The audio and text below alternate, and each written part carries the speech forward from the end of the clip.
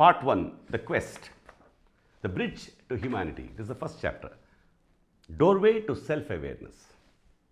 The threat of storms, dangerous animals, strangers, and hunger would have kept our earliest human ancestors in a constant state of apprehension. Nothing to do but to put out one fire after another. Track prey, the bigger the better, for feeding family and the group, but would be dangerous. Gathering food, fortifying living areas, and protecting children and helping them learn.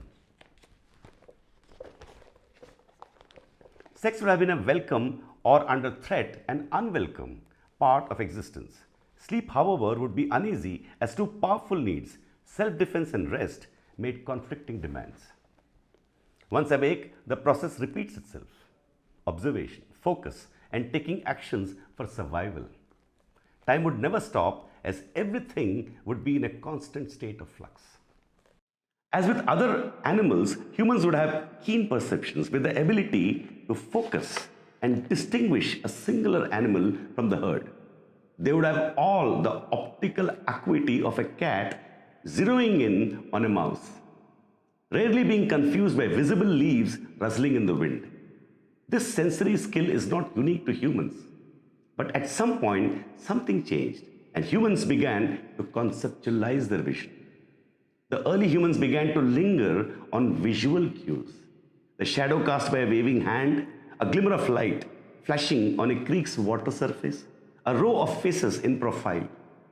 Yet none of these things would serve their immediate need for survival. These were moments when time stopped, not exactly self-awareness, but a moment when early humans observed visual characteristics of things. Where a kite might momentarily pause, seeing a mouse's cast shadow, but then swiftly direct all its energy on the thing, a human would periodically focus on the attributes of the cast shadow and notice such things as a moving shadow on the rump of a bison, a line that showed the edge of a horse's head, a patch of light on a lion's paw. There would only be a moment to notice. It wasn't like the lion was striking a pose for the audience.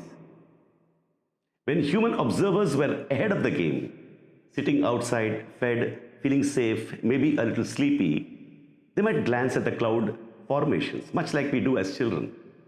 And all of a sudden, something in the shape of the clouds reminded them of the bison's body.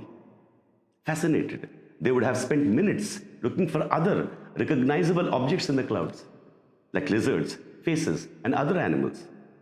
They would have known clouds were mist-like stuff, and they would be certain that they weren't real animals.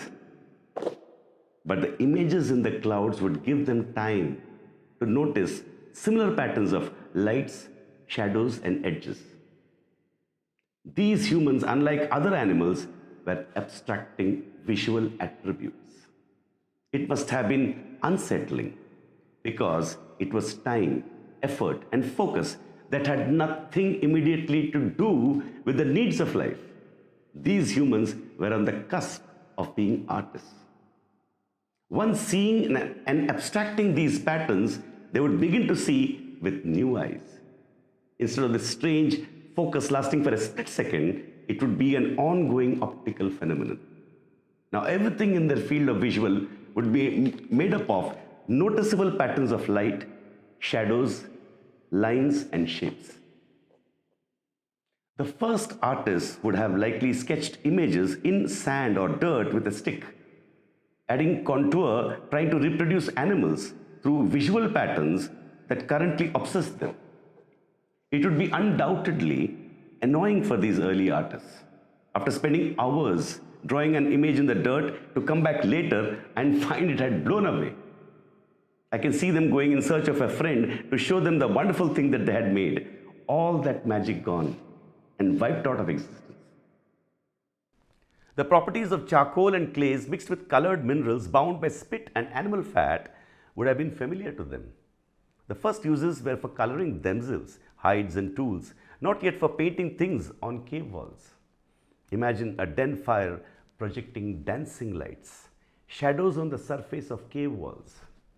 Similar to the images seen in the clouds, there would be some shaded contours on the curvy cave walls that would have reminded these artists of a bison's leg, head, or some other animal part.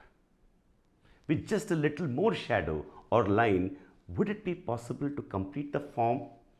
Would the charcoal work or clay? These first drawings on the walls would have had a powerful effect, not the least of which would have been permanence. The spectacle of them would be there tomorrow, the day after, and for many more days to come. The images were unchanging, held still. In a world where everything changed every minute of the day, the artwork on the walls was fixed forever. The experience of the audience of these first artworks would have been magical. It would be the introduction into the human psyche of contemplation, the doorway to self-awareness. Now we have the next subheading, Magnificent Spirit Animals. The conceptual leap is extraordinary. Abstracting three-dimensional visual chaos into categories of tone, shadow, light, and form, and then transforming these attributes, reassembling them to recreate animal images through the single sense of sight is perhaps the greatest achievement in humankind's long list of exceptional firsts. The effect on the viewers would have been mesmerizing, an unfathomable spectacle of the disconnect of the paintings being real and not real at the same time. The images would also have the haunting insistence of having once been seen could never be unfelt or unseen. The images would reappear without notice in the mind's eye, like a pop song dominating space in their brains. For the artists and viewers, these images would have been both terrifying and exhilarating. Exhilarating as a magical power to turn stone surfaces into these magnificent animals, and terrifying because they were not only not real, but a direct challenge to the reality of living moment by moment, addressing real needs for food, shelter, and safety.